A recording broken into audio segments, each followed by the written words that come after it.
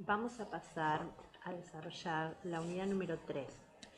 Bueno, la unidad número 3 se va a encargar de la especificidad de la institución educativa, que es el vínculo pedagógico didáctico, específicamente el currículum dentro de la escuela. El primer texto que desarrolla la materia, o sea, el primer texto que se desarrolla es un texto de Inés Dussel, cuyo eje está, o sea, el eje central, digamos que de donde se desarrolla todo, está de qué hablamos cuando hablamos de currículum. Bueno, entonces, ¿qué es el currículum en sí? El currículum es una selección cultural que representa lo que se va a enseñar en la escuela. Entonces, ¿qué es el currículum? Una selección cultural. Es una representación formal, específica, descripta, de lo que se va a enseñar en una escuela. Entonces, nunca tenemos que tener algo bastante en claro, que nunca el currículum va a ser neutro. ¿Por qué? Porque va a definir una ideología, va a definir los intereses, va a definir qué tipo de hombre se espera formar en esa sociedad, en esa escuela, en esa sociedad en particular a través de su sistema educativo, ¿no? Bueno, después habla de que el texto del que se recupera, de qué piensan recuperar en la cátedra del texto del año anterior. Bueno, quieren recuperar lo que son los saberes de una cultura, y que dentro de una cultura no se puede enseñar todo, sino que tiene que haber una selección de saberes. Hay determinados saberes que se van a enseñar en la escuela, que se van a rescatar, que se van a valorar, que se van a priorizar, y hay determinados saberes que no. Esos saberes que no se enseñan, lo que no se enseña en la escuela, forma parte de lo que se llama currículum nulo. Bien. Bueno. Después, desarrolla lo que es la transposición didáctica. Y bueno, ¿qué es la transposición didáctica en sí? Bueno, la transposición didáctica es la acción del docente, o sea, de los docentes. Entonces, ¿qué es lo que hace el docente? Es un traspaso, es un paso que da el contenido, que pasa de ser saber a contenido escolar, y de contenido escolar pasa a ser contenido enseñar, de contenido enseñar pasa a ser contenido enseñado. Bueno, ¿qué es entonces en sí la transposición didáctica? Es el camino, es el procedimiento que recorre el saber, que pasa de ser un saber científico, o sea, en la primera fase es cuando es un saber científico. Ese saber hay que deconstruirlo para volver a construirlo. Entonces se desconstruye ese saber y se transforma en un saber enseñar, para luego volver a reconstruirlo, adaptándolo a la situación, y se reconstituya en un saber enseñado. Entonces, se trata de una metamorfosis del saber, hasta llegar, o sea, es el saber que pasa a ser un contenido escolar. Primero es un saber científico que pasa a ser un contenido escolar. Y esa metamorfosis del saber es la que sufre a través de lo que es la transposición didáctica. Entonces vamos a continuar. ¿Qué es el currículum? Bueno, cuando nos enfrentamos a un currículum tenemos que pensar que es como un mapa donde dice usted está aquí. Bien, está esas flechas rojas que dice usted está aquí. Está muy bien la analogía para terminar. Entonces, ¿qué pasa? Es una guía, el currículum es una guía. ¿Por qué? Porque esa guía nos representa el recorrido que va a atravesar el alumno en su trayectoria educativa, desde que empieza hasta que termina su proceso educativo. Entonces nos va a determinar por qué materias va a ir pasando, qué tema se va a tocar en cada materia, qué tema se va a tocar en cada área, cuál es la carga horaria de las materias, o sea, cuáles tienen más carga horaria, cuáles tienen menos, cuáles son las materias que están primero, a qué materia se le da prioridad. Entonces, ¿qué pasa? El currículum nos sirve también para determinar cuál va a ser la experiencia que va a ir atravesando ese alumno, cómo va a ir la progresividad, de lo menos a lo más, que va esa experiencia del alumno en relación con los saberes. Bueno, desde que empieza hasta que termina su ciclo lectivo. Bueno, después también, otra de las cosas que también tenemos que decir, que el currículum es la guía que nos orienta, es una guía que nos orienta en los procesos educativos. Por ejemplo, es muy importante tener un currículum y sobre todo tener una planificación para saber en qué momento del programa, en qué momento se encuentran esos alumnos que voy a retomar para poder continuar con el proceso educativo. Y también, otra de las cosas también que tenemos que decir que es una guía que tiene la misma práctica de enseñanza. ¿Por qué? Porque no puedo enseñar lo que yo quiero. Tengo que enseñar lo que está prescripto en el currículum, lo que está señalado en los NAP, que son los núcleos de aprendizaje prioritario. Bueno, ¿y qué es el NAP? O sea, el NAP es algo que baja desde que nació, son los contenidos que bajan desde el Ministerio de Educación, que están establecidos desde Nación, y es lo que está prescripto, es el marco curricular. Es un marco donde se tienen que ir adaptando a distintas realidades. Por ejemplo, primero podemos decir los diseños curriculares jurisdiccionales, después que en nuestra provincia no hay, después tenemos el proyecto institucional, que es más bien en cuanto al perfil, después tenemos el proyecto curricular institucional, luego pasamos a la planificación áulica y al programa y después a la planificación áulica que tiene cada docente.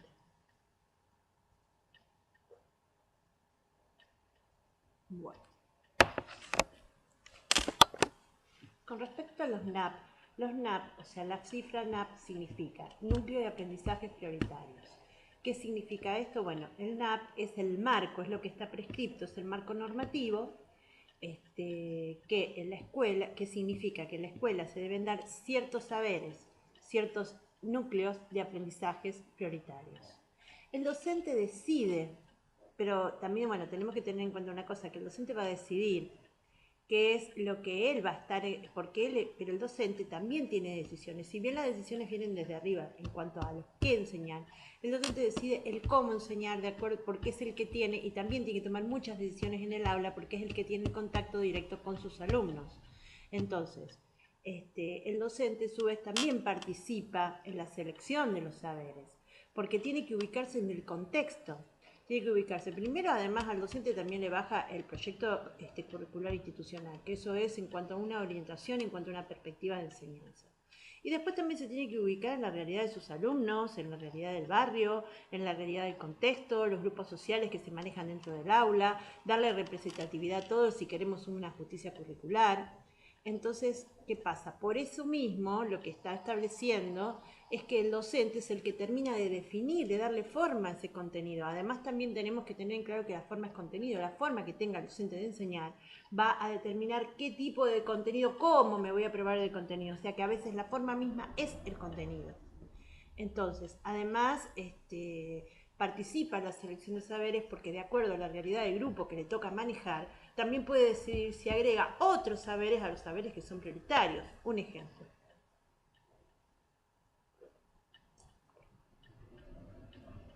Puedo tener una nena, puedo tener una alumna boliviana.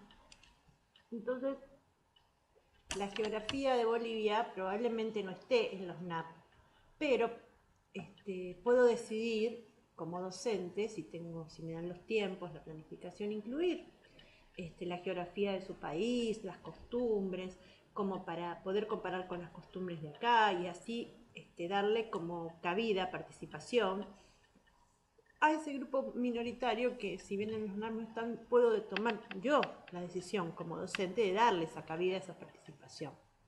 Bueno, también tenemos, por eso mismo, el docente también tiene decisión en este proceso.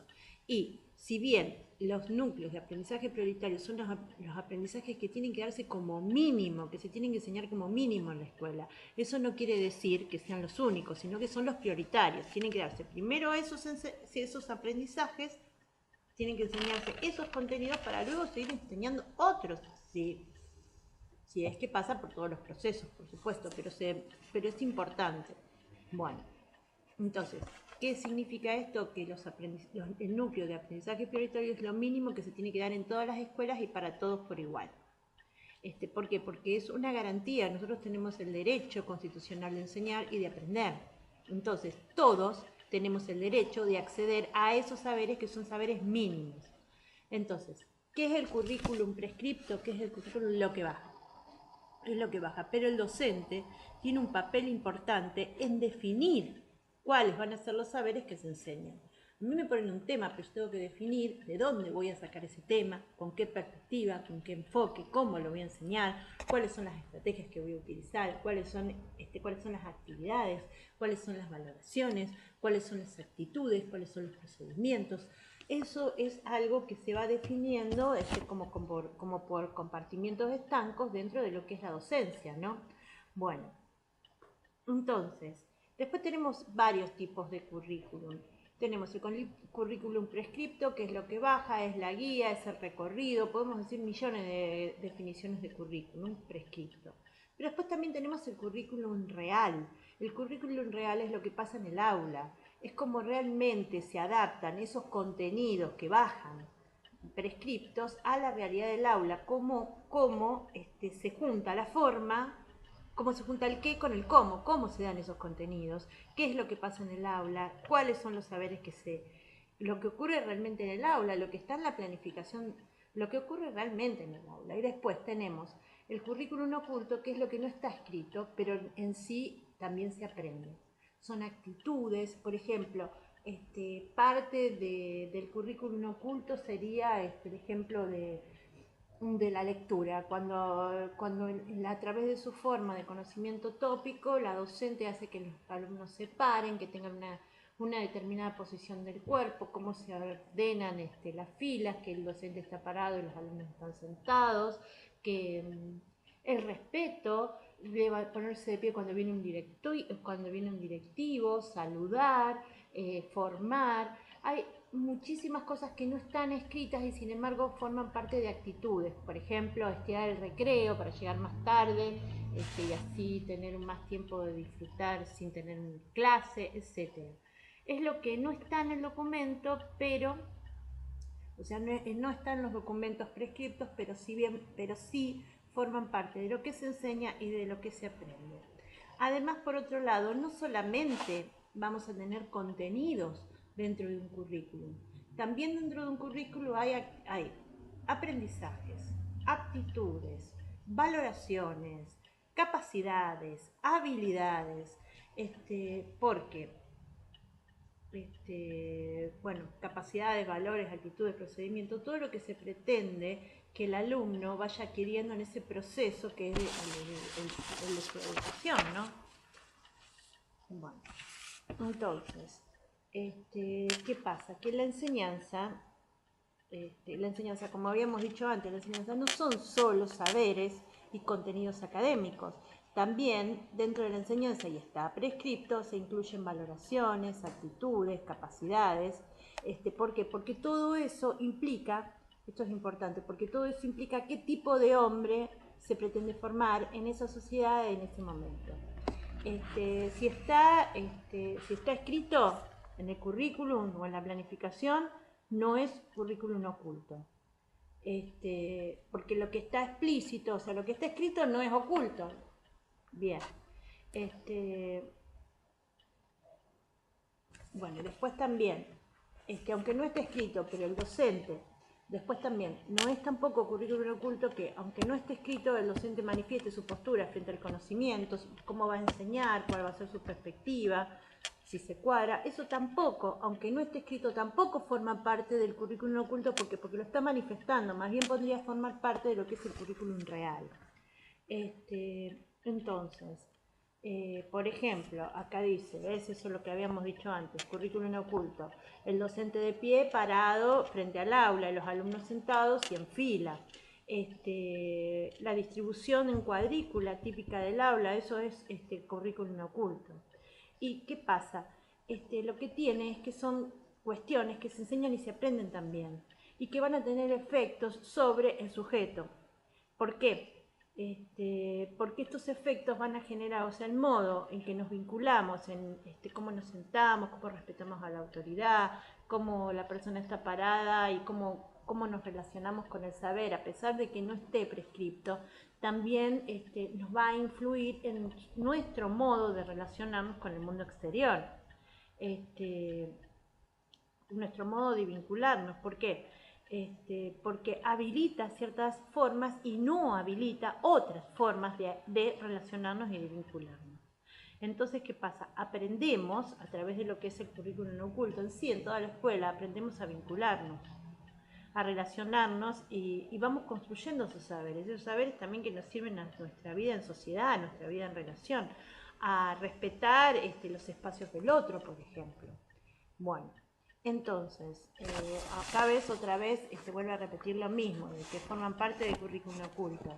Estar sentados en fila, después también cuando suena el timbre y hay que entrar a clase, cuando los maestros piden un orden, entonces nos callamos, ese orden no está en ninguna parte.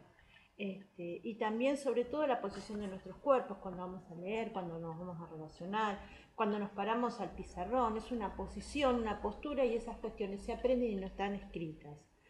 Son aprendizajes que no están escritos. Por ejemplo, no está escrito que el alumno aprenda a respetar, esto también, ¿ves? No está escrito que el alumno aprenda a respetar el orden en la fila. También otra de las cuestiones también cuando debe hablar, cuando mirarse con sus compañeros, cuando debe guardar silencio. Si esto se escribe y se manifiesta con una intención pedagógica, pasa a ser currículum real. Lo que es vivido, lo que está sucediendo. Bueno, entonces, acá lo que tenemos que decir también es otra cosa. También forman parte del currículum oculto las miradas, la mirada que le dirige el profesor al alumno, las miradas entre los compañeros, si pueden hablar, si no pueden hablar, cómo se tienen que dirigir al otro, si hay momentos que hay que guardar silencio. Bueno, eso forman parte del currículum oculto, pero sí, el docente lo manifiesta de alguna manera, lo establece de alguna manera como una intención pedagógica, entonces ya deja de ser currículum oculto para pasar a ser currículum real. Bueno, después otro ejemplo de currículum oculto que ya lo habíamos dicho antes es estirar el recreo. Por ejemplo, suena el timbre y me voy al kiosco a comprarme algo y llego 5 minutos más tarde. Eso también es una cuestión que se aprende, no está en ningún lado y además el currículum oculto no quiere decir que todo esté bien.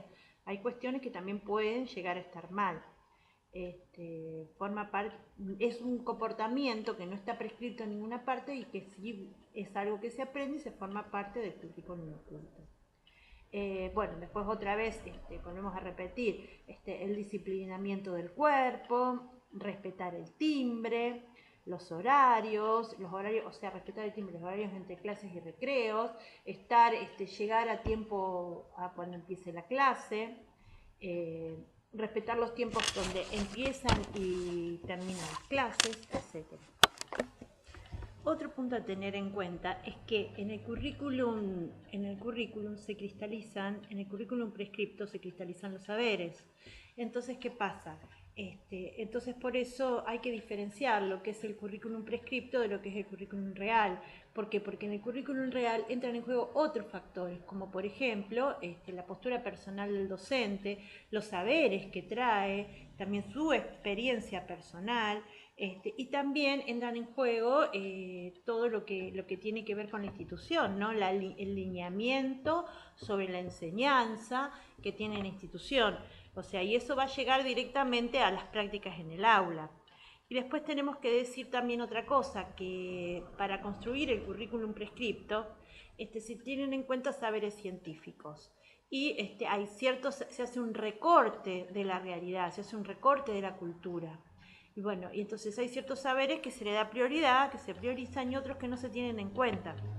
Y otros saberes, existen otros saberes, o sea, hay saberes que se tienen en cuenta, se priorizan y se plasman, se cristalizan en lo que es el currículum prescripto. Pero hay otros saberes que esos saberes no se tienen en cuenta, se dejan de lado, entonces forman parte de lo que no están incluidos en el currículum, entonces van a formar parte de lo que es el currículum nulo. Por ejemplo, la autora Inés Dulce dice que estos saberes son los saberes populares. Bueno, entonces, ¿qué pasa? Eso es justamente, ahora vamos a meternos con lo que es pura y exclusivamente lo que es el recorte de los saberes. Entonces decimos que hay saberes. Entonces, ¿qué pasa? El currículum sí que es una arena de lucha. Hay una lucha entre los saberes hegemónicos y los saberes de los grupos más vulnerables, o sea, los saberes hegemónicos y o sea, entre el poder y la resistencia. Entonces, ¿qué pasa? Hay saberes hegemónicos que son incluidos y otros saberes que quedan fuera del currículum, que esos son los saberes populares. Entonces, ¿qué pasa? ¿Qué son? Entonces, por lo tanto, si estamos hablando de lo que son selección, primero vamos a empezar a hablar de una cosa clara. Tenemos a la cultura, o las culturas. También tenemos que diferenciar si vamos a hablar de la cultura o de las culturas. Pero cuando hablamos de las culturas también tenemos que tener en cuenta que no se puede enseñar todo en la escuela. ¿Por qué no se puede enseñar todo en la escuela? Porque no dan los tiempos y tampoco las capacidades. Nadie puede saberlo todo. Entonces, el currículum prescripto lo que hace es una selección de saberes que considera que son esos saberes, que son esos aprendizajes prioritarios que tienen que ser enseñados a todos en todos los colegios, que todos tienen derecho, todos tienen que poder acceder a esos saberes. Bueno, pero ¿qué pasa? Hay que seleccionar saberes y esa selección de saberes es un recorte de la realidad. Entonces ahora hay que preguntarse cuáles son los saberes que se enseñan y cuáles los que se dejan de lado.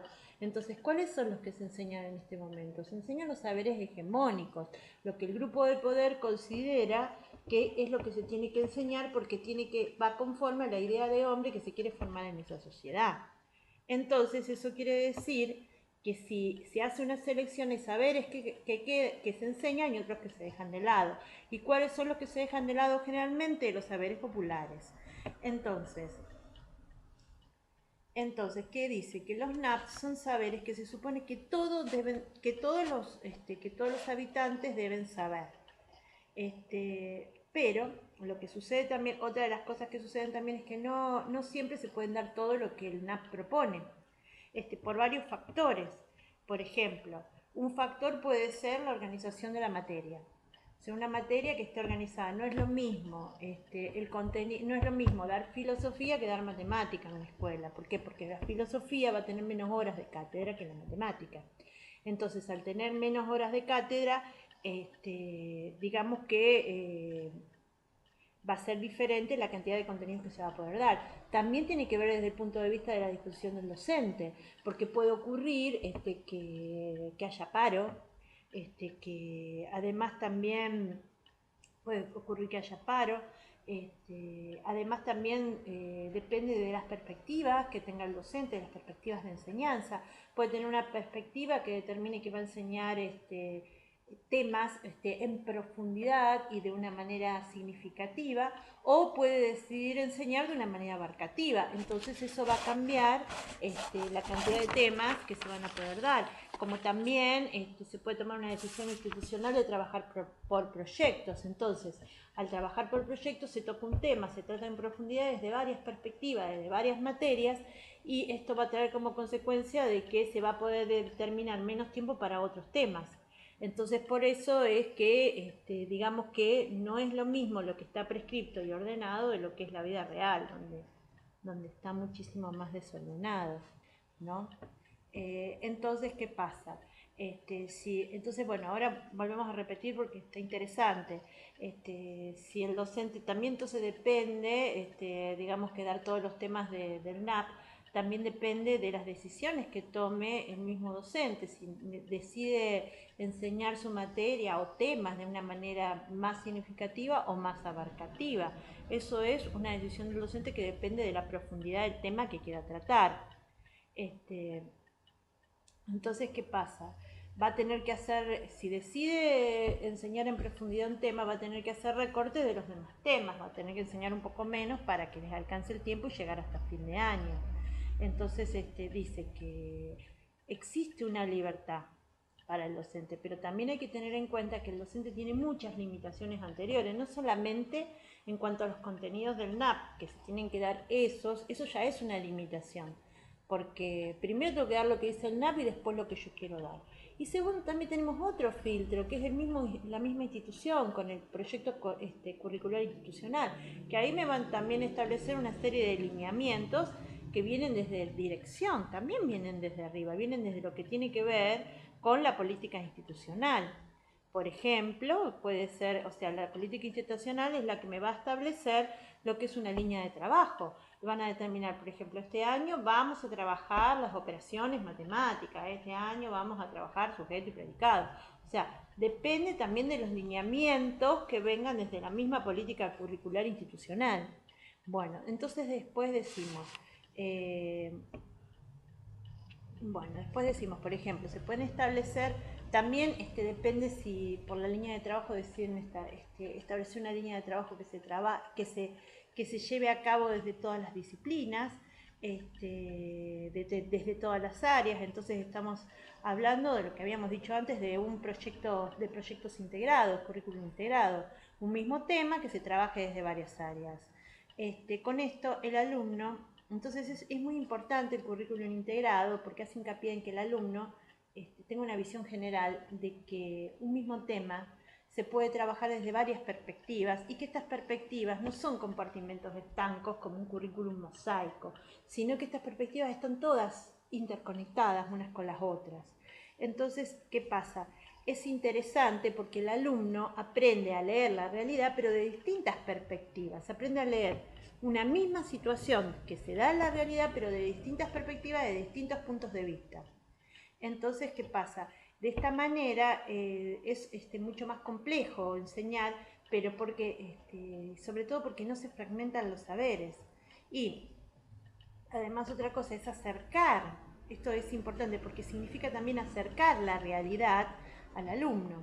¿Por qué? Porque en la vida real, los saberes no están fragmentados, sino que los saberes se entrecruzan y influyen unos con otros. Así que hay que enseñar y no con un saber disciplinario, mosaico, fragmentado. Pero eso es lo que es el currículum hoy. Entonces, vamos a ver. ¿Qué pasa? ¿Cómo es la realidad? La realidad no está fragmentada. En la realidad los saberes se vinculan unos con el otro, influyen unos sobre otros, uno más que otros. Bueno, entonces la realidad, los saberes se nos presentan vinculados y así es como los tenemos que enseñar. Y ese es el proyecto de 2020. Enseñar es tener un currículum integrado y no que el saber sea disciplinar, fragmentado, mosaico. Porque así, ¿qué pasa? No tenemos una visión panorámica de lo que es la realidad. Por ejemplo, podemos idear un proyecto, se podría idear un proyecto de matemática con ciencias sociales. Podemos trabajar un tema transversal que podría ser la dignidad humana. Entonces podemos trabajar la dignidad humana desde, por ejemplo, la historia, la geografía y la matemática. ¿Cómo lo podemos trabajar a esto? Bien, desde la parte histórica podemos trabajar durante la historia cuando se cometieron crímenes de lesa humanidad. Desde la geografía podemos trabajar el lugar donde se cometieron esos crímenes y cuáles fueron las características geográficas que lo permitieron. Y desde el punto de vista matemático podemos estudiar las estadísticas. Podemos sacar estadísticas de los distintos focos, cuántas personas murieron, cómo murieron, por qué murieron, y eso también se puede establecer desde el punto de vista estadístico. Entonces, ¿qué pasa? Es un mismo hecho que lo podemos ver desde 3 disciplinas diferentes y podemos trabajarlo de una manera hasta te diría que transversal. Y ahora Dussel, continúa con el desarrollo de la clase y determina que ahora Dussel, vamos a la parte donde, digamos, al eje de su tema, donde hace una pregunta, ¿de qué hablamos cuando hablamos del currículum? Entonces, ahí también, decimos que el currículum no se limita solamente a los contenidos, a los documentos escritos. Eso es importante, que no es solamente el prescripto, el currículum no es solamente el NAP, lo prescripto, el marco normativo, sino que también hablamos de cuando el currículum llega a la práctica, o sea, estamos hablando de lo que es ese cruce entre el currículum prescripto y el currículum real. En la práctica es cuando se transforma lo que se enseña, o sea, el saber se transforma en contenido, el NAP. El NAP, o sea, acá lo que tenemos es lo siguiente, que la práctica es la transformación de qué se enseña, que es el contenido, en el cómo se enseña, que es la forma en que se expresa ese contenido en esa aula con esos alumnos.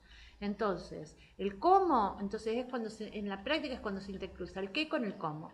El cómo se enseña son las formas de enseñanza, es la didáctica, digamos, es la actividad de enseñanza. A través de normas y pautas que son para mejorar la forma de enseñar. En la didáctica se entrecruzan el qué y el cómo se enseñan. La forma se convierte en contenido, según la forma que el docente elija para enseñar. Esas se pueden transformar en un nuevo contenido. Entonces, ¿de qué hablamos? A ver si vamos a hacer como una especie de resumen. ¿De qué hablamos cuando hablamos de currículum? Bueno, hablamos tanto del qué como del cómo se enseña. ¿Por qué? El qué vendría a ser el contenido, que es lo que está prescripto, el qué. Y el cómo es cuando ya pasamos a la parte de la práctica, que es la forma en que este contenido pasa de ser, que ese saber pasa a ser contenido y ese contenido pasa a ser enseñado, contenido enseñado. Entonces, ¿qué pasa? En el cómo es donde interviene la ciencia de la didáctica, que es una ciencia que se encarga de investigar, o sea, de establecer normas y pautas para una mejor enseñanza. Entonces, son un conjunto de normas y de pautas para un mejor enseñar en el aula. O sea que su ámbito es el aula. Entonces, en la didáctica es cuando la forma de enseñar, cómo se enseña, se puede llegar a transformar en un nuevo contenido y puede llegar a tener hasta una nueva significación. Se transforma en un nuevo contenido, ¿por qué? Porque depende de la forma del docente. Bueno, entonces, ¿qué pasa? Tenemos que tener en claro una cosa, que una cuestión es lo que está prescripto y otra cuestión es la práctica. En la práctica se pone, es el profesor el encargado, el intermediario entre lo que es a través del vínculo pedagógico, entre el conocimiento y los alumnos, porque es el que pone en práctica. Es el que pone en práctica el currículum, y al ponerlo en práctica el currículum lo hace, es el cómo, se investiga el cómo lo pone en práctica. Entonces ese cómo lo vamos a ver en la práctica. Y allí es la forma, la manera en cómo se aplica ese contenido, es donde van a empezar a intervenir las cuestiones prácticas. Entonces, ¿de qué hablamos cuando hablamos de currículum? Hablamos del qué y hablamos del cómo. ¿Qué se enseña? Es el currículum prescripto. ¿Cómo se enseña? Es el currículum real. Son las prácticas. Que son las formas de presentar el contenido, lo que efectivamente sucede en el aula, que es el lugar en que la enseñanza se pone en práctica. Entonces, para hacerlo más corto, entonces, ¿qué decimos? Decimos lo siguiente, que el currículum, entonces, ¿de qué hablamos cuando hablamos de currículum según Inés Dussel? Hablamos del qué, que es el currículum prescripto, que es el contenido, y hablamos del cómo se enseña, que ese es el currículum real. El currículum real son las formas en que efectivamente se plasma ese conocimiento en el aula. Cómo es la forma en cómo ese conocimiento se presenta en el aula. Que es, entonces, el currículum real es lo que efectivamente sucede en el aula, que es el lugar donde la enseñanza se pone en práctica. Bien, bueno. Y ahora vamos a ir a lo que es el currículum nulo. ¿Qué es el currículum nulo? El currículum nulo es lo que no se enseña, ¿sí? Es lo que no se enseña, es lo que directamente no se enseña. Bueno, porque tenemos que tener en cuenta una cosa, y además otra cosa, que el currículum nulo se da en todo el proceso, no solamente en la selección de saberes.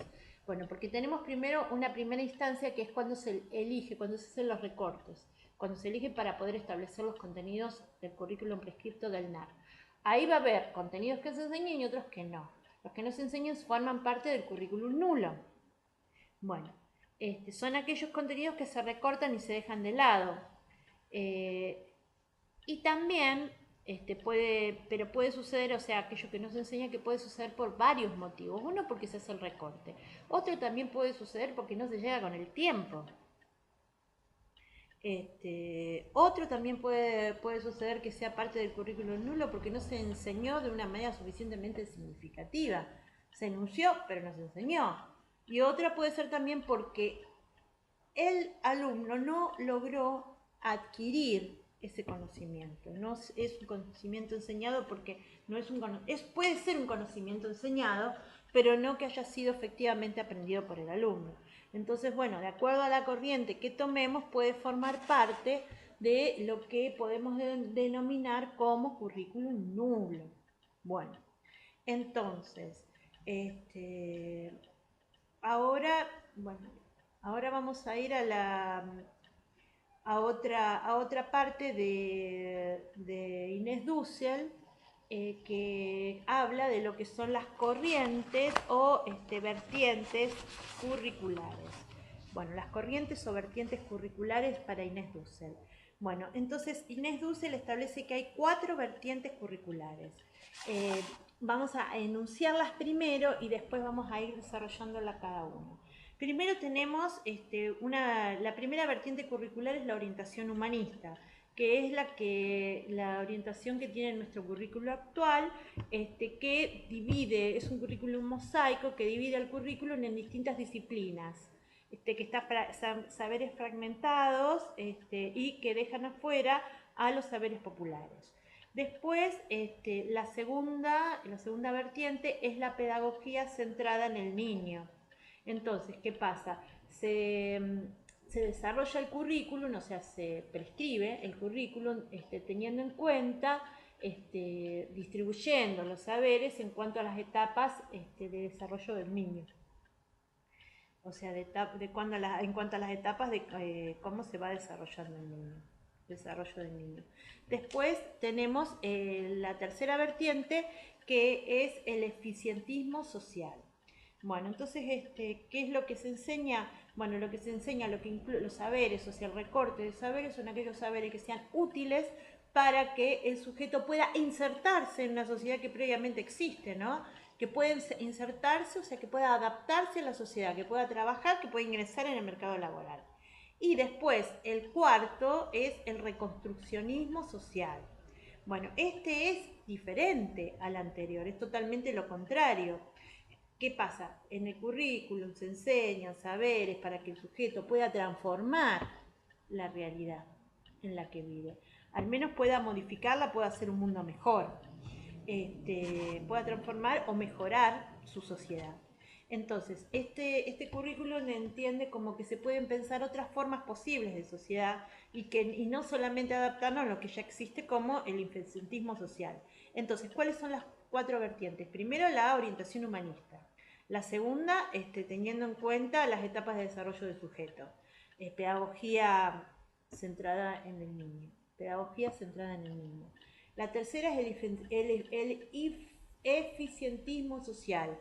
Y la cuarta es el reconstruccionismo social. Bien, estas son las 4 etapas. Ahora vamos a desarrollar una por una para que queden bien en claro. Bueno, entonces la primera es la vertiente curricular de orientación humanista. Orientación humanista. Acordate del humanismo, la división en disciplinas. Bueno, entonces, esto es, digamos que es la escuela tradicional, porque es la división en disciplinas, en fragmentación del saber, divididos en disciplinas estancas, que es, o sea, es ese tipo de currículum mosaico. Son saberes que están dentro de sistemas, saberes sistematizados. Entonces, ¿qué pasa? En este tipo, como son saberes científicos, como que los saberes que a enseñar son saberes científicos, entonces se deja de lado los saberes populares, los saberes ancestrales. Eso forman parte de lo que se determina como currículum nulo. Entonces, ¿cuál es el currículum nulo? El currículum nulo, volvemos a repetir, es aquello que no se enseña en la escuela. Por lo tanto, el currículum nulo es aquello que no se enseña y no se aprende en la escuela. Si no se enseña, no se va a aprender. Entonces, otra vez, ¿qué es el currículum nulo? Parece que hace mucho hincapié. El currículum nulo es todo aquello que no se enseña en la escuela. Entonces, es lo que, bueno, ves otra vez, aquello que no se enseña en la escuela, entonces por lo tanto es lo que las nuevas generaciones no van a aprender. Y eso depende de una decisión política. Entonces son saberes, lo que nos enseña son saberes que no van a formar parte de la matriz de aprendizaje. Entonces, como no van a formar parte de la matriz del aprendizaje, entonces es lo que no se aprende, es lo que no se transmite a las nuevas generaciones, no forma parte de nuestra matriz de aprendizaje, porque la matriz de aprendizaje vendría a ser el currículum. No forman parte del currículum, entonces no se van a enseñar, no se van a aprender y no van a formar parte de nuestra subjetividad. ¿Por qué? Porque no lo vimos en la escuela.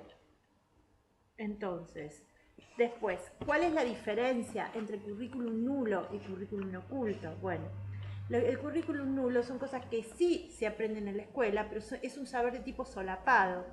O sea, no está escrito, pero sí efectivamente se aprende en la escuela, pero no de una manera explícita. Y esos saberes son los que perduran en nuestra subjetividad. Bien, ahora vamos a la segunda vertiente. La segunda vertiente es una pedagogía. La segunda vertiente, tenés que aprender la palabra, es la pedagogía centrada en el niño. Entonces, se presta atención, qué es lo que incluye esta pedagogía, la pedagogía centrada en el niño. Es un currículum que trata los saberes disciplinares, pero tiene más en cuenta las etapas de desarrollo del sujeto. Se tiene en cuenta, o sea, para distribuir los saberes se tiene en cuenta el momento de la vida que los alumnos están pasando para seleccionar los aprendizajes, o sea, que van a aprender en cada momento de su vida. Se presta atención a la forma en cómo se van construyendo los aprendizajes según las distintas etapas de la vida. Entonces, la pedagogía centrada en el niño, que es el segundo, ¿qué pasa? Cuando seleccionamos los saberes, bueno, decimos, este es el núcleo de aprendizaje prioritario. Bueno, cuando los seleccionamos vamos a distribuirlos. Y lo vamos a distribuir en diversos grados. Esos grados y en diversos ciclos. Primer ciclo, segundo ciclo, ciclo básico y ciclo orientado. Dentro de cada ciclo vamos a ver grados. Entonces, ¿qué pasa? Se va a tener en cuenta, se van a distribuir esos saberes de acuerdo a la etapa de la vida que está atravesando la persona. O sea, digamos, ¿para qué? Para tener en cuenta cómo se van a ir construyendo esos saberes, cómo lo vamos a seleccionar y lo vamos a distribuir. También vamos a distribuir cómo se van a seleccionar esos saberes y se van a distribuir de acuerdo a la etapa de desarrollo de la vida del sujeto. Por ejemplo, no le voy a dar educación sexual integral a un niño de preescolar. Evidentemente puedo llegar a darle, de acuerdo al respeto por el cuerpo, pero no le puedo dar el contenido de lo que es la sexualidad hasta que no tenga un determinado discernimiento. Tiene que ver con esto. Bueno, después, la siguiente vertiente curricular, según la autora Inés Dussel, siguiente vertiente curricular es la que se refiere al eficientismo social. Eficientismo social. Bueno, entonces, ¿a qué se refiere esta etapa de lo que es el eficientismo social? Bueno, lo que se enseña, se construye, o sea, se seleccionan saberes y lo que se enseña en la escuela es lo que va a servir, son aquellos saberes que van a servir al sujeto para poder adaptarse al mercado laboral, para poder adaptarse a la sociedad en la que está viviendo, a las demandas, para poder ajustarse a las demandas de la sociedad en la que vive. Claro, se le enseñan cosas, o sea, se enseñan cosas eficientes para que el sujeto se pueda insertar en el mercado laboral. Para que pueda ser un sujeto productivo y permita lo que es el desarrollo de esa sociedad que ya existe, que no está reformando nada. Entonces, ¿qué es el eficientismo social? Bueno, el eficientismo social, en cuanto a lo que es una corriente curricular, se seleccionan aquellos saberes que sean útiles, que sean eficientes, para permitir que el sujeto se pueda insertar en el mercado laboral, que pueda insertarse en una sociedad y que pueda insertarse en el mercado laboral y que pueda ser un sujeto eficiente para permitir el desarrollo de esa sociedad. Bien. Y después, la última vertiente que establece esta misma autora es la vertiente de lo que se llama reconstruccionismo social. Bueno, ¿qué es esta etapa de reconstruccionismo social? Bueno, es la contraria a la anterior. ¿Por qué? La escuela dice que tiene que enseñar cosas para que los sujetos puedan transformar, o sea, seleccionar saberes que le permitan a los sujetos y enseñarlos, que le permitan a los sujetos transformar y mejorar la sociedad en la que viven. Entonces, reconstruir quiere decir transformar, volver a construir. ¿Para qué? Para volver a lograr un mundo mejor.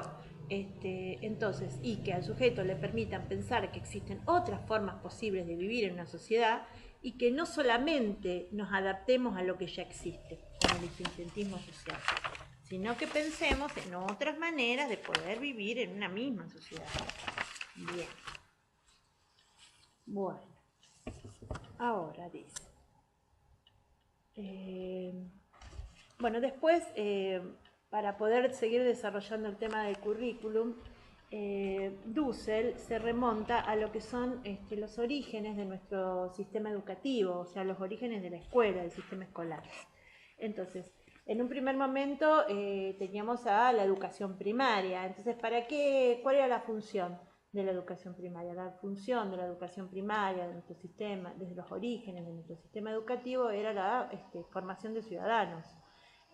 ¿Por qué formar ciudadanos? Bueno, se buscaba formar ciudadanos porque teníamos una nación que recién estaba naciendo. Entonces, ¿qué es lo que se enseñaba en la escuela? Se enseñaban saberes, se enseñaban actitudes, se enseñaban rituales, hábitos, costumbres. Entonces, ¿qué se enseñaban? Saberes, hábitos, costumbres, o sea, saberes, contenidos, valores, rituales, cultura, costumbres, usos y costumbres, se enseñaban usos y costumbres, rituales, valores, saberes, para poder construir un tipo de sujeto. Ese sujeto, ¿quién era en ese momento? Un ciudadano. Pero ¿cómo se construía ese ciudadano?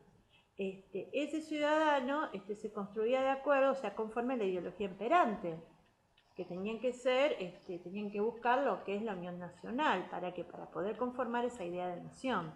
Bueno, y ya desde el vamos, si bien no se hablaba de currículum en un primer momento, pero sí había saberes que estaban incluidos, saberes que estaban excluidos, y también cómo había una cierta división de saberes de cuanto al género. Los saberes estaban distribuidos, había inclusiones y exclusiones de saberes, y sobre todo había una división de saberes por género. O sea, para las mujeres se les enseñaba todo lo que esté relacionado con las tareas del hogar, y para el hombre, al hombre se les enseñaban otros saberes, al hombre se les enseñaba otros saberes que es para la cuestión laboral, para insertarse en la sociedad, para dirigir. O sea que, ¿qué pasa? Había una discriminación también de saberes, y todo eso ya estaba prescrito. Entonces, ¿qué es lo que se buscaba en los orígenes? ¿Qué es lo que buscaban los orígenes de nuestro sistema educativo? Bueno, los orígenes del sistema educativo se buscaba formar ciudadanos. Esos ciudadanos, entonces por eso a través de la escuela se transmitían saberes, se transmitían valores, se transmitían rituales, se transmitían usos, costumbres. Bueno, entonces, ¿qué pasa? Y lo importante es que ya estaba prescripto, porque era lo que baja, lo que venía desde arriba, y ya estaba prescripto cómo tenía que ser. Entonces, ¿qué es lo que se buscaba justamente para formar ciudadanos? Entonces se buscaba lo que es homogeneizar. Se buscaba homogeneizar porque en ese momento había una diversidad de sujetos, y se tenía desde arriba lo que es un modelo de sujeto que ya estaba bien definido por una intención política, que era formar cierto tipo de ciudadanos. Bueno, entonces, esa es la intención de la escuela primaria. Bueno, entonces tenemos que dividir lo que es la escuela primaria de la escuela secundaria. La escuela primaria era formar, la intención de la escuela primaria de sus orígenes era formar un modelo de ciudadano, un modelo de sujeto que era un cierto tipo de sujeto, que era el sujeto ciudadano. Era formar ciudadanos y homogeneizar en la diversidad existente. Tenemos que tener en cuenta una cosa, o sea, esto acá no lo dice, pero está bueno decirlo, que en los orígenes del sistema educativo teníamos la primera ola de inmigratoria. Entonces, ¿qué pasa? Y necesitamos formar una nación, una sola nación. Entonces teníamos un modelo de sujeto que queríamos formar, que era el sujeto ciudadano, que era un sujeto argentino. O sea, un sujeto de ciudadanía argentina, que hablara nuestro mismo idioma, que tuviera nuestros mismos valores, que respetara nuestros mismos símbolos. Entonces, por eso, había una diversidad de sujetos. Había un aula que había varios idiomas, había varios chicos que venían de distintos países, y teníamos que formar a un ser argentino, un solo modelo. Entonces, por eso, digamos que desde un primer momento lo que se buscaba era formar ciudadanos y homogeneizar, hacer un solo modelo de ciudadano, y eso tenía una clara, por eso la política era el aparato operativo del Estado, la escuela era el aparato operativo del Estado, porque era servir al Estado, porque era formar un tipo de sujeto determinado y no otro. Esa era una intención política de la escuela primaria. Bueno, y ahora también Dussel desarrolló, entonces la primaria era para todos, o sea, porque solamente la primaria era para todos, pero era para formar con un proyecto político determinado, que era para formar ciudadanos de una manera, con un modelo de sujeto predeterminado desde arriba, desde las políticas educativas, y era un sujeto homogéneo, con un modelo. Entraba en una diversidad y salían todos iguales como moldes. Bien. Y después tenemos en el nivel secundario. El nivel secundario era totalmente diferente, porque en el nivel secundario lo que se buscaba era la formación de una élite dirigente. Entonces, los colegios secundarios, el nivel secundario era para muy pocos. Al colegio secundario, ¿quiénes enviaban? Se enviaban a los hijos de los funcionarios, ¿para qué? Para que terminaran ocupando el cargo de sus padres, ¿sí? Entonces, ¿qué pasa? En el otro se enseñaban a las mujeres labores y a los hombres trabajos manuales. Y en lo que es la secundaria, ya se enseñaban otro tipo de saberes, pero también se le daba prioridad al saber de tipo humanístico, o sea, justamente, ¿ves? La vertiente humanística, ¿no? La orientación humanística, tenía orientación humanística, disciplinar, dividido en disciplinas, eran saberes de tipo enciclopédico. Por ejemplo, y además había ciertos saberes que se daban más prioridad que a otros, como por ejemplo se enseñaba el latín, la oratoria, porque lo que se buscaba era formar médicos, abogados y futuros dirigentes. Entonces, ¿cómo era el currículum? Entonces era el currículum de orientación humanista, enciclopédica, disciplinar. Bueno, entonces,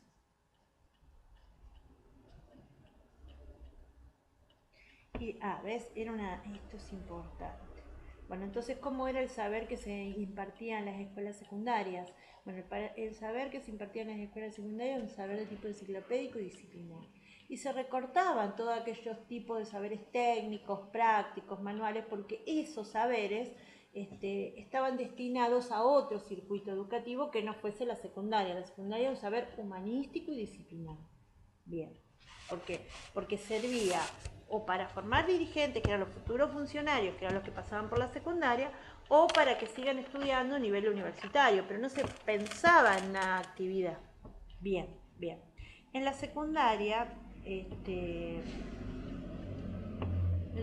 a nivel curricular, hay poco lugar para la experimentación, la curiosidad, las alternativas pedagógicas, que como no ocupan un lugar hegemónico, porque en la escuela ha habido siempre un modelo más bien tradicional, el currículo enciclopédico, unos saberes que predominan sobre otro y fuerte control del Estado sobre lo que se enseña. Bueno, entonces esto vendría a ser más bien una crítica. Bueno, en esta parte lo que dice es lo siguiente, que nuestro currículum sigue siendo un currículum humanista y tradicional, más bien de corte tradicional, que donde es muy difícil, donde no hay tanta participación, o sea, donde al alumno se le da poco lugar para la experimentación, para la participación, para la curiosidad. Digamos que donde no hay tanto lugar para presentar donde no hay tanto lugar para presentar otras alternativas pedagógicas, ¿sí? ¿Por qué? Porque hoy los saberes todavía sigue ocupando lugar los saberes de tipo hegemónico, ¿no? O sea, las decisiones hegemónicas, todavía sigue, digamos que todavía rige lo que es el currículum hegemónico. Entonces, sigue siendo saberes, hoy nuestro currículum es de tipo humanista enciclopédico. Y sigue habiendo saberes, por ejemplo, matemática y lengua, que predominan sobre otros saberes. Y además también sigue existiendo lo que es un fuerte control del Estado sobre la producción del currículum. Bueno, y ahora Dussel habla de que recién se empieza a hablar del término currículum a partir de los años 90. Antes del año 90 se refería, cuando hablábamos de currículum, lo que estábamos hablando más bien era del plan de estudio, cómo se ordenaba, cómo se estructuraban los contenidos. El currículum era eso, la estructuración del contenido. En cambio, después de los años 90 ya hubo una avanzada, o sea, hubo más investigaciones y se empezó a hablar no solamente del qué, o sea, del contenido, de qué se enseña, sino también de cómo se enseña, digamos que las formas de enseñanza. Bueno, después también nos hacemos una pregunta. Que cambien las leyes, el marco normativo, que cambie el sistema educativo, que cambien las leyes, que se transformen. ¿Eso implica que también automáticamente cambian las prácticas? Bueno, la cuestión es que no, la respuesta es que no. Por ejemplo, y tenemos, digamos que las leyes educativas pueden cambiar rápidamente, pero no pasa lo mismo con las prácticas. ¿Por qué? Porque dentro de lo que son las prácticas, los cambios son muchísimo más lentos. Para eso no basta que cambie solamente una ley, porque es como un maquillaje, sino que para que haya cambios dentro de lo que son las prácticas educativas tiene que haber un proceso estructural mucho más fuerte. Tienen que cambiar cuestiones estructurales y sobre todo, y digamos que donde se hace eje, es lo que tienen que cambiar son las condiciones del trabajo docente. Entonces, por eso es un proceso que demora muchísimo más tiempo. Bueno, y acá tenemos unos cuantos ejemplos que explican este resumen que acabo de decir. Bueno, por ejemplo, estamos dentro de lo que es una era digital. Pero ¿qué pasa? Y se han establecido con Conectar Igualdad, con los planes de gobierno Conectar Igualdad, llevar la tecnología a todas las aulas, se repartieron computadoras, pero dentro de lo que es la era digital tenemos dos tipos de resistencias muy importantes. Unas de condiciones materiales y otras que son condiciones materiales. Por ejemplo, tenemos a ciertos profesores que se resistían a adaptarse a las nuevas líneas que venían de Nación, o sea, se resistían a aplicar la tecnología en el aula o digamos que se aferraban a su librito. Y también no solamente tenemos la resistencia por parte de los mismos docentes, sino también tenemos dentro de las mismas instituciones. ¿Por qué? Porque no todas las instituciones estaban en condiciones de igualdad.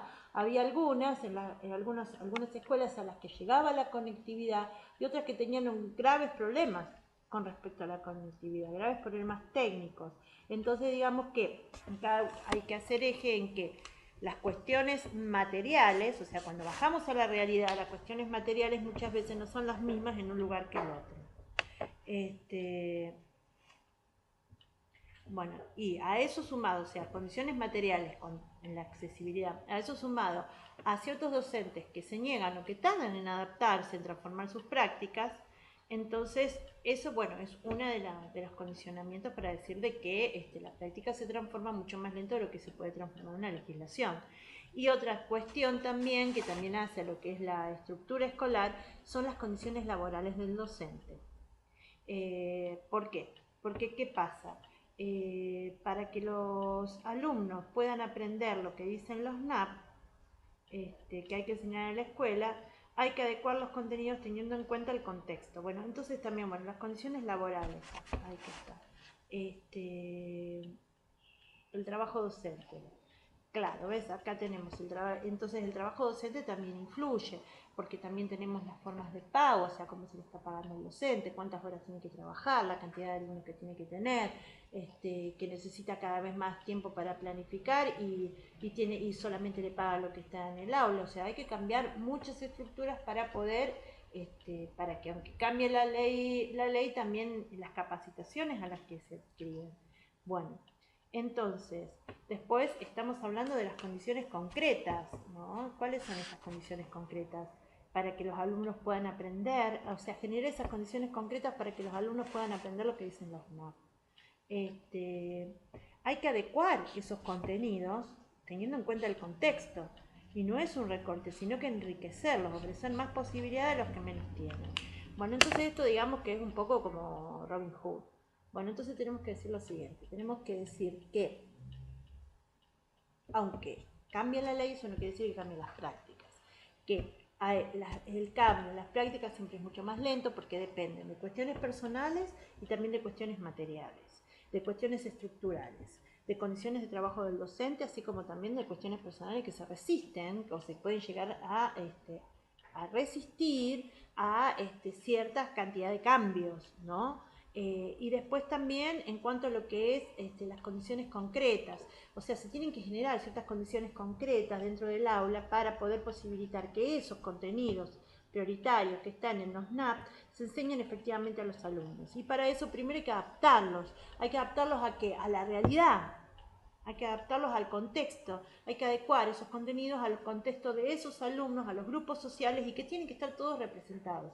Y eso no quiere decir que adaptemos los contenidos, que adaptar los contenidos significa recortarlos. No quiere decir eso, sino que adaptar los contenidos quiere decir de que hay que ofrecerles más calidad, que hay que ofrecerles más a los que menos tienen, para poder llegar a lo que en todos los documentos establecen como que son la equidad. Promocionar la equidad educativa. Bueno, y ahora los NAP prescriben que hay que enseñar contenidos prioritarios. Pero ¿cómo hacemos? Hay que generar condiciones concretas. Eso es una labor docente y una enseñanza significativa y también una labor institucional. Condiciones materiales, claro. Enseñanza significativa y condiciones materiales. Una institucional y otra es la labor docente, entonces hay que generarlas a estas condiciones. Bueno, entonces, capacitación, administración, que generen una buena enseñanza. Entonces, a ver, vamos a ir a esta partecita porque es importante. Entonces, ¿qué decimos? Los NAP establecen el núcleo de aprendizaje prioritario. Son aquellos saberes que sí o sí hay que enseñar en las escuelas, que todos debemos tener acceso a esos saberes. Es lo mínimo que tenemos que saber los seres humanos, o sea, los habitantes de esta nación. Bueno, entonces, ¿qué pasa? Eso es lo que está prescripto, pero después baja la institución y de la institución baja al aula. Entonces, ¿qué pasa? Para que pueda ser posible eso hay que generarlo. Y entonces, ¿cómo se puede generar? Bueno, entonces, ¿cómo se pueden generar esos saberes? Bueno, esos saberes se pueden generar se puede generar primero a través de la labor docente, que el docente tenga unas estrategias necesarias como para poder determinar aprendizajes que sean de tipo significativos. Y después también desde el punto de vista institucional. Desde el punto de vista institucional es generar las condiciones, o sea, generar aquellas condiciones materiales que sean necesarias para que esos saberes puedan ser desarrollados. Entonces, son esas condiciones que generen y que garanticen una buena enseñanza, como por ejemplo la conectividad, o el wifi en el aula, las jornadas de capacitación, las jornadas de reflexión docente, etcétera. Todas esas condiciones, establecer un PCI todos los años, las líneas de enseñanza, o sea, todo lo que sean las líneas, ¿no? Los lineamientos, las líneas de trabajo, así se llama, línea de trabajo. Bueno, entonces, ahora, condiciones laborales. Bueno, esto es lo que va a desarrollar en sí es todas las condiciones laborales. Son condiciones, o sea, ya habíamos dicho entonces si se pueden transformar igual que la ley, las prácticas, no, porque hay condiciones estructurales. Una de esas condiciones estructurales es las condiciones laborales, que hacen a la estructura de la buena enseñanza del NAP. Entonces, tenemos que decir una cosa, que allí es donde se van a cruzar distintos planos. Lo macro, que es el sistema político, lo institucional y lo personal de cada docente. Entonces, en cuanto a lo que es la buena enseñanza de los NAP, tenemos que decir que hay cuestiones que son estructurales y se van a entremezclar distintos planos. Tenemos un plano macro que son las políticas, después tenemos un plano institucional que son las condiciones materiales para que se dé a cabo esa enseñanza, y después tenemos un plano personal que es cómo el docente va a enseñar a sus alumnos y cuál va a ser su predisposición. Bueno, entonces después decimos que es cómo el docente aborda su tarea de enseñar. Y también tenemos que tener en cuenta una cosa, o sea, cómo el docente aborda su tarea de enseñar. Y también tenemos que tener en cuenta una cosa, que la educación es un derecho. Entonces, ¿qué pasa? La educación es un derecho constitucional. Y nosotros los docentes estamos cobrando un sueldo por educar. Entonces, ¿qué pasa? Tenemos que hacer posible que los alumnos, o sea, y aceptamos libremente firmar un contrato para trabajar de esto. Entonces tenemos que cumplir con nuestra labor y hacer que los alumnos accedan a ese conocimiento. Y entonces es la obligación ser un profesional, ser profesional de lo que hemos estudiado. Pero también tenemos que tener en cuenta que somos seres humanos y que estamos trabajando con seres humanos y que hay muchas cuestiones que entran en juego y que no hay una sola interpretación. Hay días y días, pero no tenemos que negar a los chicos el derecho a la educación. O sea, en sí es una paparruchada, pero lo que tenés que decir es lo siguiente, que no se pueden modificar tan fácilmente las prácticas como se modifican las leyes. Y que hay cuestiones. Primero, cuestiones políticas, que son los lineamientos, lo que baja. Luego, cuestiones institucionales, que no hay igualdad en todas las escuelas. En algunas se van a ofrecer más cosas y en otras menos. Y después también tenemos la cuestión, bajamos al aula y tenemos la cuestión personal del docente. El docente es un ser humano y tiene sus días, primero. Segundo, hay una cuestión laboral, hay distintos planos de la realidad que se entremezclan, pero hay uno fundamental, que es el derecho que tienen a aprender los niños. Ese derecho no lo podemos vulnerar, porque nosotros somos profesionales, somos docentes y estamos cobrando un sueldo. Entonces, ese derecho a aprender no se lo podemos negar a los chicos y le tenemos que enseñar. Bueno, entonces, después también, justamente que estamos analizando este tema de por qué no se modifican las prácticas tan fácilmente, una de las cuestiones que tenemos también son las condiciones del mismo sistema educativo. Condiciones del mismo sistema educativo. Bueno, tenemos, por ejemplo, la cantidad de horas. Por ejemplo, un docente necesita las condiciones del mismo sistema, pero sistema educativo en general. Entonces, ¿qué pasa? Los docentes ganan poco. Entonces, para que un docente secundario pueda complementar un sueldo digno, es necesario que trabaje muchas horas. Entonces, cuando trabaja muchas horas, ¿qué pasa? Va a estar en contacto con muchos alumnos, con distintos cursos y no va a tener tiempo para planificar. O sea, no tiene el tiempo y no le van a pagar. O sea, al docente hoy en día lo que se le paga son las horas que están frente al aula, pero no le pagan las horas que necesita para planificar cada una de las clases.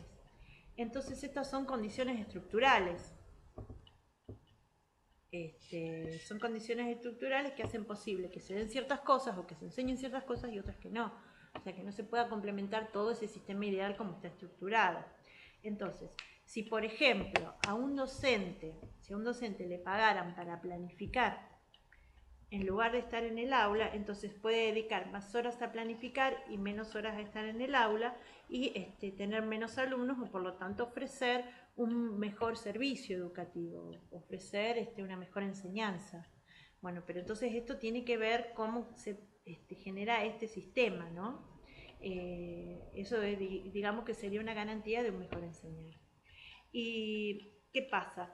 Hay que tener bastante en claro muchas cosas, como por ejemplo que las escuelas periféricas tienen una concurrencia de una clase menos privilegiada y esta clase menos privilegiada en sí tiene menos beneficios. Además también los mismos alumnados tienen como una posición más sumisa frente al docente y hay como menos participación porque sus actitudes son diferentes que si el contexto fuera otro. Bueno, entonces, ¿qué es lo que propone la autora? Bueno, la autora propone que hay que resignificar las prácticas cotidianas. ¿Por qué? Tanto áulicas como institucionales, porque algunas tienen sentido y otras no. Lo siguen haciendo, pero bueno, entonces, ¿qué es lo que, claro, sin resignificar es darle sentido? Entonces, bueno, otra cuestión que también desarrolla la autora, también es que dice que hay que resignificar a las prácticas cotidianas, tanto las institucionales como las áulicas. ¿Por qué? Porque algunas prácticas tienen sentido y otras no lo tienen, entonces hay que darle un nuevo sentido a estas prácticas. Bueno, y por ejemplo,